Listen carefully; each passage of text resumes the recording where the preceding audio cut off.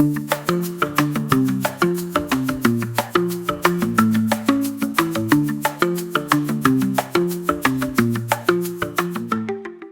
terminerons cette série de vidéos sur la masse volumique en traçant deux courbes de la masse en fonction du volume pour deux espèces chimiques différentes.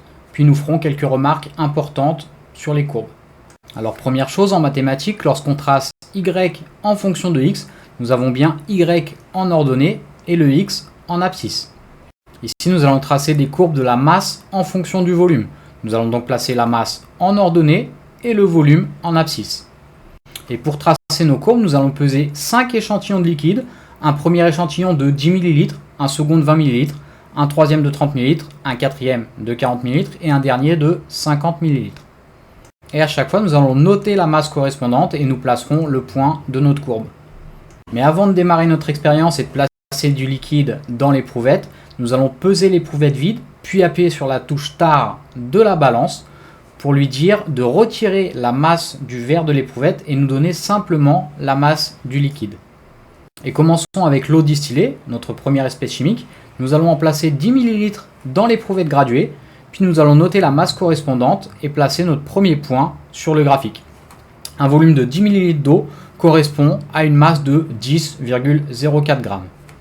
Ajoutons maintenant de l'eau jusqu'au trait de graduation 20 ml, puis replaçons l'éprouvette sur la balance qui nous affiche à présent 20,72 g. Vous le savez, normalement 1 ml d'eau ça va peser 1 g et 20 ml d'eau ça devrait peser 20 g. Nous avons juste une légère différence du fait qu'il est très difficile de prendre un volume exact de 20 ml. Pour le troisième point, on se place à 30 ml en abscisse et pour l'ordonnée, on lit la masse correspondante sur la balance, à savoir 29,88 g. On continue d'ajouter de l'eau dans l'éprouvette pour placer le quatrième point. 40 ml en abscisse nous donne 40,32 g en ordonnée, donc quasiment 40. Et enfin, pour notre dernier point, nous avons 50 ml en abscisse pour 50,15 g en ordonnée. On se retrouve finalement avec des points qui sont alignés et lorsque c'est le cas, on peut tracer un trait à la règle pour notre courbe qui passe par le milieu de tous les points. On peut avoir légèrement certains points qui sont au-dessus ou en dessous, comme le second qui est un petit peu au-dessus ou le troisième qui est un petit peu en dessous, mais globalement on remarque que nos points sont tout à fait alignés. Et recommençons l'expérience cette fois-ci en remplissant l'éprouvette avec de l'éthanol. Pour l'éthanol, on va trouver une masse plus faible de seulement 7,98 g pour le volume de 10 ml. On place donc notre premier point rouge pour l'éthanol. Seconde mesure, pour 20 ml d'éthanol, on trouve 15,96 g. Nous allons donc placer notre second point à 20 ml en abscisse et quasiment 16 g en ordonnée, c'est-à-dire un tout petit peu plus proche de la graduation 20 g que de celle 10 g. Troisième point, nous continuons de remplir l'éprouvette jusqu'à 30 ml, puis nous plaçons le point sur la courbe, 30 ml en abscisse et la masse affichée sur la balance en ordonnée 23,11, donc au-dessus de la ligne des 20 g.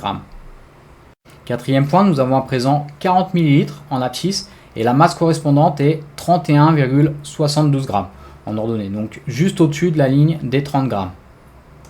Et pour finir, nous avons un dernier point pour notre courbe d'éthanol à 40,12 g, donc quasiment 40 g en ordonnée pour un abscisse de 50 ml.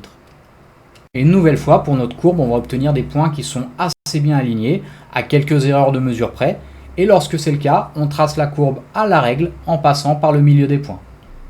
Et la première conclusion importante qu'on va pouvoir faire à partir de nos courbes, c'est que puisque les points sont alignés et que nos courbes sont des lignes droites, eh bien nos deux grandeurs elles sont proportionnelles. Donc pour une espèce chimique donnée, que ce soit de l'eau, de l'éthanol ou de l'huile, eh bien la masse et le volume sont proportionnels. La deuxième chose qu'on va pouvoir remarquer sur nos courbes, c'est que puisque ce sont des droites, elles vont avoir ce qu'on appelle des équations de droite. Ça vous le verrez en mathématiques. Et lorsqu'une droite passe par l'origine, elle a d'ailleurs une équation de la forme y est égal à a fois x. Et au vu de ce que nous avons ici en abscisse et en ordonnée, l'équation de nos droites, ici, elle serait finalement m est égal à a fois v. Ce petit a, c'est le coefficient directeur de nos droites, qui peut vous être donné par un logiciel, mais que vous pouvez aussi calculer avec des formules mathématiques. Toujours est-il que le logiciel, il va nous donner une valeur de 1,0021 pour le petit a, pour la courbe bleue, celle de l'eau, et 0,00 8,0002 pour l'éthanol. Et ces valeurs, vous les aurez peut-être reconnues, ce sont celles des masses volumiques, en tout cas elles sont très proches de la masse volumique réelle de l'eau qui est de 1 g par millilitre et de celle de l'éthanol qui vaut 0,789 g par millilitre. En tout cas ces valeurs elles sont assez précises puisqu'elles se basent sur 5 points et donc sur 5 mesures. C'est plus précis en fait de prendre la valeur du coefficient directeur de la courbe plutôt que d'appliquer la formule de la masse volumique et de faire une seule expérience comme nous l'avions fait dans les précédentes vidéos.